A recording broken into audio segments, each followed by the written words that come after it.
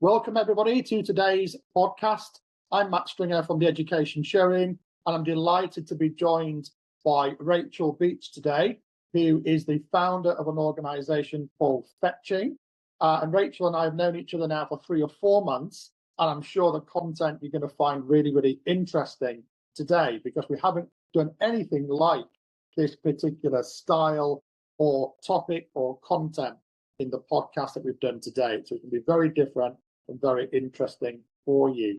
So you've chosen to listen if you're on Spotify, or to watch if you're watching this via YouTube.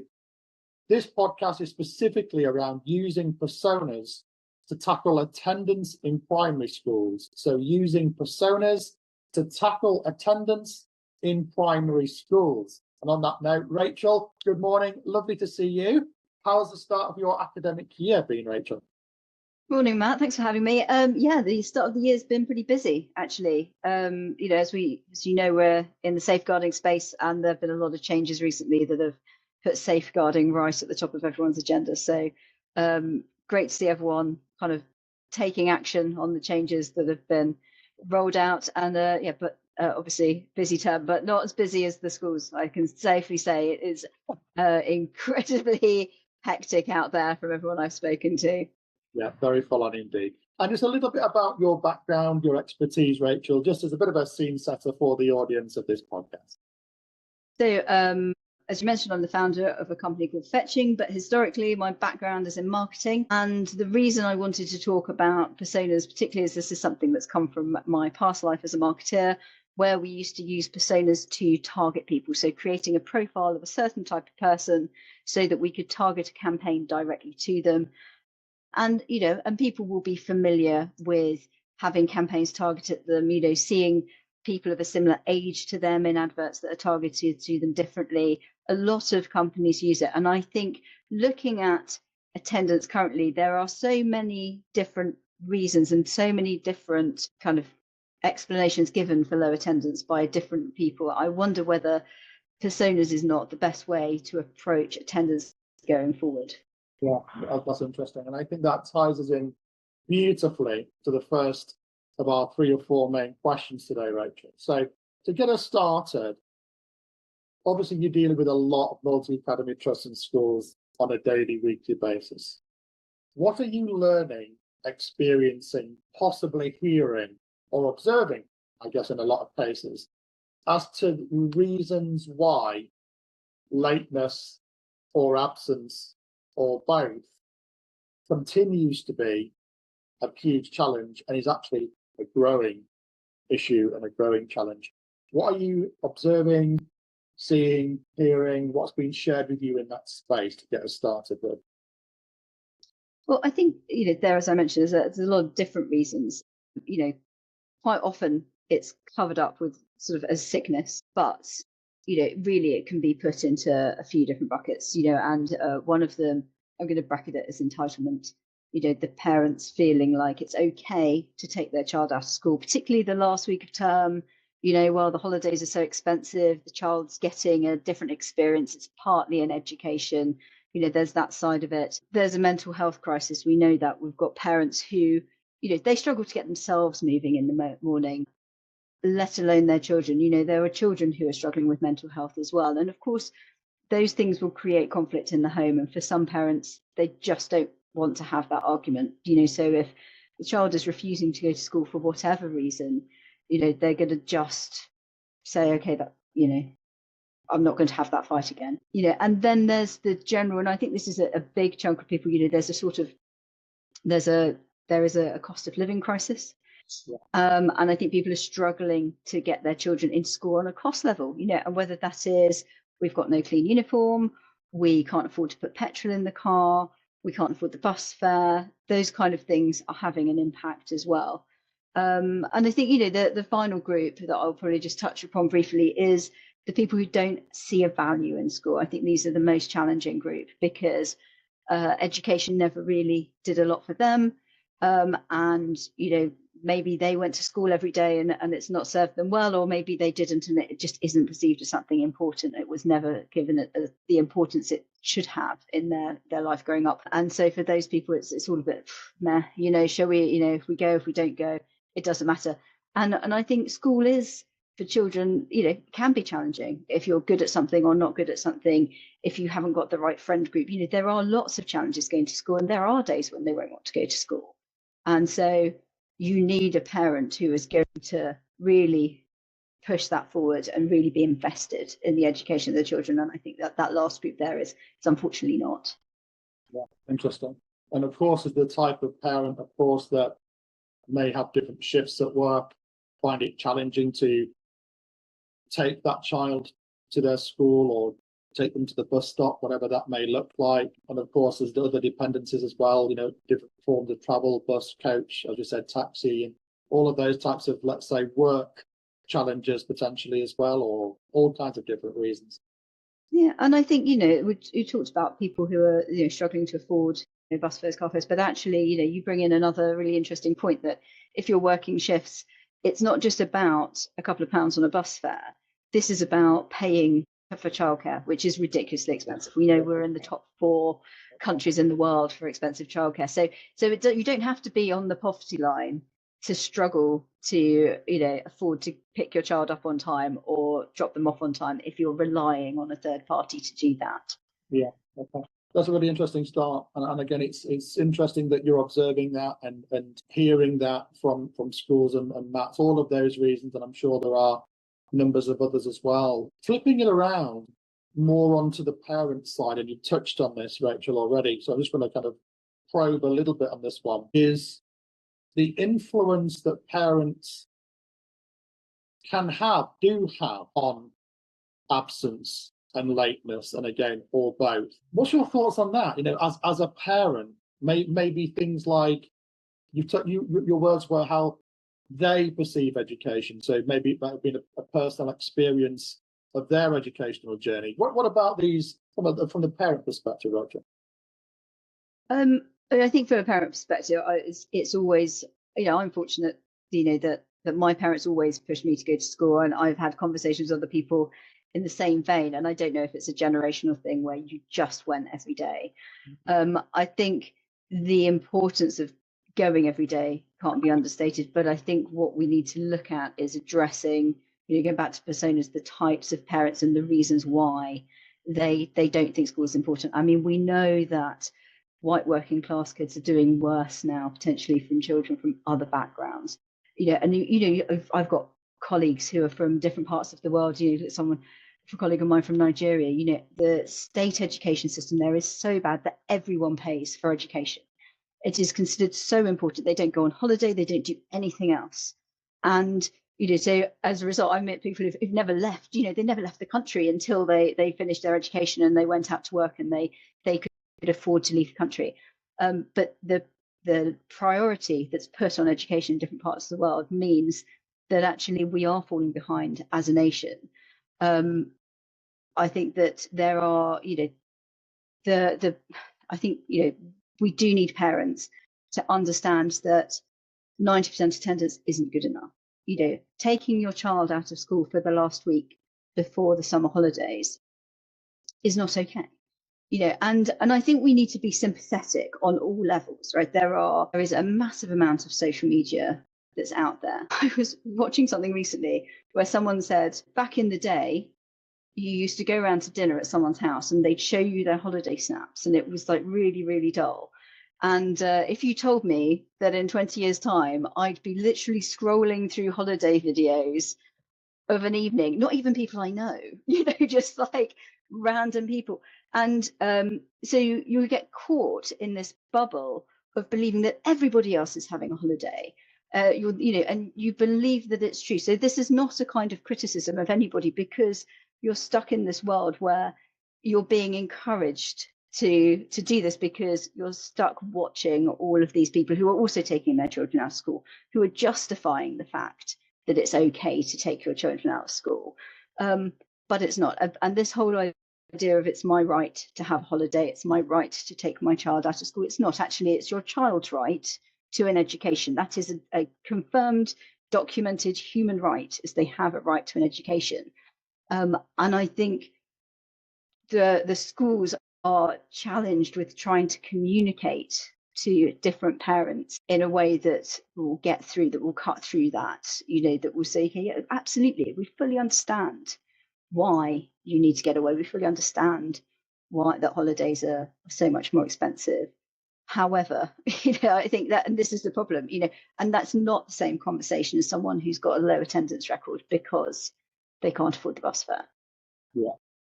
And what about, I mean, ultimately, all of these reasons and more come back to the negative impact it has on the child. Of course, yes, absolutely.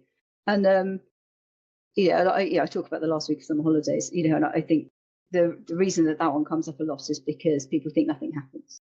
But so much happens. It's so much about the children spending time together, even if they are just going on school trips. Those kind of the in-jokes that will be repeated for months to come that they've missed out on, making new friends, understanding more about the people whose class they're in. All of those things are incredibly important. And I think, that can't be underemphasized, or it's almost the most important part. It's almost like, well, they've got good grades, they've ticked a box, it's fine, it's not a problem. That is the most important bit. And I think the structure and the routine, we know that children need routine, we know they need structure in their lives, and it's just so incredibly important. And also the fact that they're doing something different to all of their peers, that kind of being the odd one out, I think is quite damaging in a lot of cases. I don't think people really want to stand out or be an individual until they're far older. I think when you're certainly in primary schools, I can remember wanting to blend in. I know lots of people just wanted to blend in. They didn't want to be pointed out. They didn't want to be any different. And I think we need to look carefully at those kind of things. And how can we, how can schools work with parents and communicate to parents the importance of those times that parents believe are, not worthwhile. Yeah, that's interesting. And like you said, I think it's, again, we use the word education and communication. It's educating different types of perceptions from different types of parents to drive an improvement in first of all, their thinking and understanding that little tiny absences soon gather and create one big absence. One day is not one day. It could be one day a month, one day a term. And before they know it, there's a number of days off, which actually has a significant impact on that child's, not necessarily grades, but as you said, blending in, fitting in, mixing in, friendship groups, perception of other students that they have on them, all kinds of behaviours, as well as grades and progress and things like that. So looking at the whole thing. We've spoken about absence, but I know you have some really interesting comments about lateness, of course, as well, and how, again, difficulties it can create, problems that it can cause. What's your thoughts about lateness? I mean, it's just a stress, isn't it, really? I think it's the stress of any situation. No one wants to be late for anything. And I think, when you're, and I speak as somebody who's run down the road myself, as the school gates closing. So, I understand that mornings don't always go smoothly, but I think, the stress of it is just that, it reflects onto the children. I don't think it sets a good habit for life, that it's okay to be late. It's just not. And when we've all got friends who are habitually late. We've all know people who are like that. And and it, some of them, it's fine, it doesn't have any impact on their lives. But I worry for, I do see it as a safeguarding concern. I have schools I work with who they mark on CPOMs every time a child is collected late. They see that as a safeguarding issue. It doesn't even have to be 3 times in a week. Every single time a child is late, they mark it down. And actually, I don't think that's a bad thing, because you have a child who relies on you and you have to be there to collect them. We have one school, the headmistress started, obviously we'll hear more about fetching, what fetching does later, but we started working with one school, and the reason they decided to use fetching is because they couldn't bear to see the children at the end of the day who weren't collected, or the ones who weren't collected so late. They all kind of stood there waiting for their parents and their little heads drop. And she said, is this just heartbreaking? It's the worst part of my day. And, they obviously have to sit in reception or wherever they sit to wait, and it's just, it's just incredibly sad for them. And the grand scheme of things, there are children who are genuinely suffering in the world, and being a few minutes late is not it's not a massive drama. But I do think that if you're trying to strive for, secure, well-behaved, well-loved child, I think this is really important, actually. Yeah, and again, I think from my personal perspective, the importance of consistency at a young age, the consistency of developing a positive routine, creating positive habits, all of those, again, characteristics, behaviours, very, very important as well. Almost the last question, I'm not letting you off the hook yet. Almost the last question, and I'm going to use quotes for the first time. In your experience, and you're tying this back to fetching as well, how do you believe schools can sell, communicate, articulate, stress the importance of minimalized lateness, minimalized unnecessary, unforced absence? What does that look like? How can schools potentially optimize what that communication and process for different types of parents looks like, Rachel, please? I think, I'm going to start this by saying this is creating more work for schools. Right? So I'll apologise up front for this, but separate communication styles for different types of absentee parents, I think, is really important. And I know that's not going to be easy. I know that's not always easy, but this sort of direct, you must just send your child to school or you get fined. I don't think it's working, and I don't think it's the school's fault that it's not working. That's just always been the way we've said it. Your child needs an education. If you don't send them, you will get fined. I think we've moved on from that now, and I think we need to be slightly more nuanced in our approach, because from one end of the spectrum, we've got people who genuinely want to get their children to school but can't. There's going to be an element of shame tied up in that. And that requires empathy, and that requires understanding. And we all know families like that who just can't, whether that's through ill health or poverty or whatever, who just can't get their children to school. There is an understanding, there's a gentler touch that's required there, versus the holiday family at the other end of the spectrum, who actually to some degree also require some empathy. I think maybe that's the buzzword for today, is whoever you're speaking to, whichever one of our personas you're speaking to, we still need to be empathetic, because even if you're someone who's taking your child out of school for a holiday, in their head, it absolutely has to happen. They absolutely need that holiday. They absolutely deserve it, And so it's no good saying, well, you don't. I'm sorry, you don't deserve a trip to, I don't know, Cos, somewhere like more than your child deserves an education. There is a softer touch required, but I think going back to your question of how we address this, I think there is an education about the value of every single day of school and what missing even one day is going to do. I think we need to combat the idea that we're pushing for presenteeism, that we have this idea of presenteeism where you're just there for the sake of being there. We need to give more kind of information about that. This is not about just being there. We're not just ticking a box. We don't just want to write off at the, complete our census at the end of the year and have 100% attendance all around. That's not what this is about. This is about genuine value for your children. And I think we need to layer a bit more on top of just learning, because we are combating parents who say, well, my child's doing fine. My child's got great grades. They're doing okay. We need to learn more about this. This is about a life school. This is about a way of operating, a way of being, about stability, like you say, consistency across the board, and how that is likely to impact behaviour, how that's likely to impact approach to work in later life. There are many, many, many reasons why going to school every day, the same way, we've had lots of conversations in recent years about uniform in schools and the benefit of uniform. It costs lots of money that people don't have. And actually in the workplace, you see now, in the workplace, people don't dress up anymore. They don't wear a suit and tie anymore. But it has a value, that dressing up in your school uniform, getting there on time, sitting down, doing a day and leaving on time.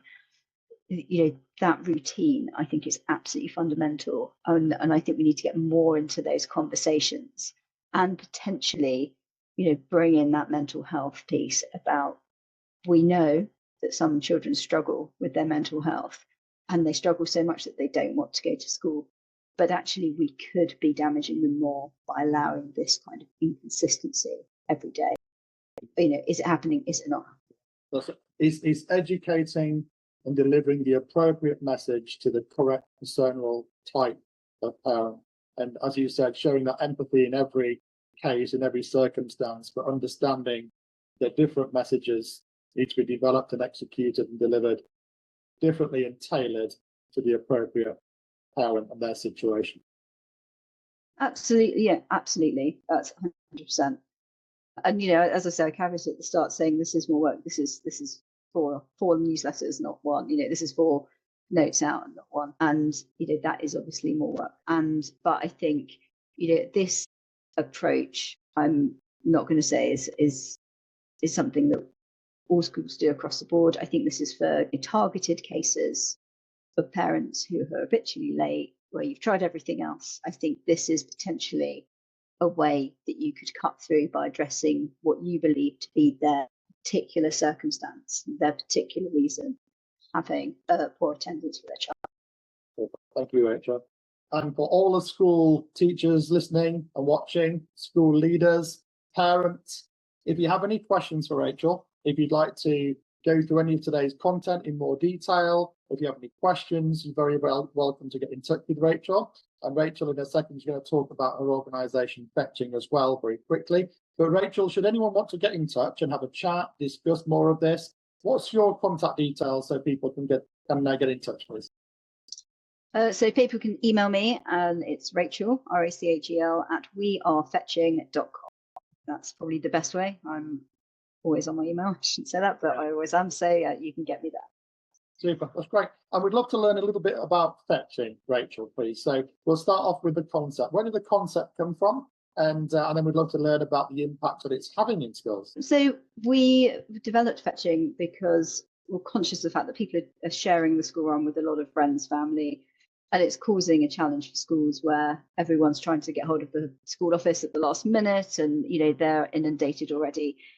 So we developed a 2-sided product where we have a platform for schools that shows them who's picking up each child every day, and an app for parents which allows them to build their network of friends and family, and they can request help with the school run. Everything happens on the app, and then as soon as someone new is picking up, the school system updates automatically. So at the school gate, you can just have a tablet with all of the kids and all of the faces. And I've heard directly from leaders that this is saving them a lot of time. And I heard one of them say that it almost eliminates paperwork. So just tell us a little bit about that, the actual saving side of it. Well, I think certainly from a time perspective, currently everyone's using email and phone to communicate. And then from there, the school office then needs to communicate with the class teacher. I spoke to a school the other day that's got 1,000 pupils, a primary school with 1,000 pupils, one of the biggest in the country. And the school administrator had to run around to 46 classrooms at the end of the day to go and communicate these messages around of who was picking up, so I was going home with grandma. So yes, it does eliminate that. We also have ID verification as well, so no one can create a false profile. I think when it comes to child collection, you can't be too careful, and so we don't want anyone creating a fake profile and then trying to pick up a child that's not theirs to collect. Yeah, super. So the school leaders that are listening to this, if you would like to have a chat with Rachel about Fetching and how Fetching can help you improve and optimize your safeguarding, your drop-offs and collections of your children, you're very welcome to get in touch with Rachel. Rachel, it's been a pleasure to have you here and to host the podcast for you.